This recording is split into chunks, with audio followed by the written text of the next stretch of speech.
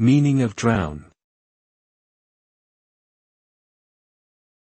Drown. Drown. Drown.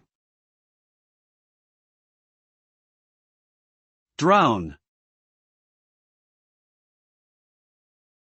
Drown refers to a process of suffocation caused by being submerged or immersed in water or other liquids.